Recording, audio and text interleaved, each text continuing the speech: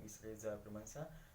I'm a student from the Faculty of Economy and Business, majoring in Management Class 642CO3. Here, my practicum reads the question and answer the Form 6 meeting material for Advanced English Semester 2. Number 1. Why don't many people know their neighbors? Not being close to neighbors got a big result. His family is quiet and doesn't like to interact with people. Too busy with work. After coming home from work, go straight to the house for the rest. A worker may not have enough time to interact or chat with their neighbors. Number 2. Why do we become angry at neighbors?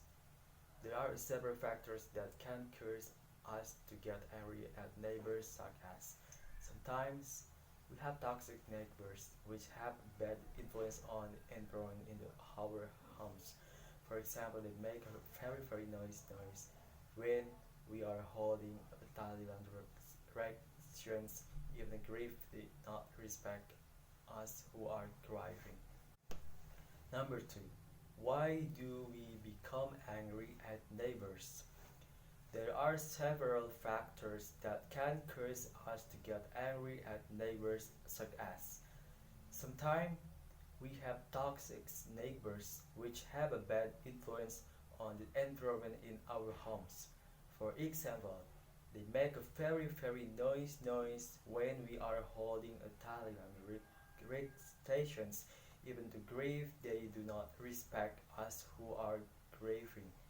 Our neighbors commit crimes, such as stealing valuables in our homes. But I always hope and pray to God that hopefully we will be kept away from neighbors who have bad habits. Number 3. What are some extra measures you can take to solve a problem? For example, if there is an error that must be corrected immediately by my friend or neighbor who has done this, I will admonish him firmly so that the problem caused by him is resolved immediately and does not cause any more problem.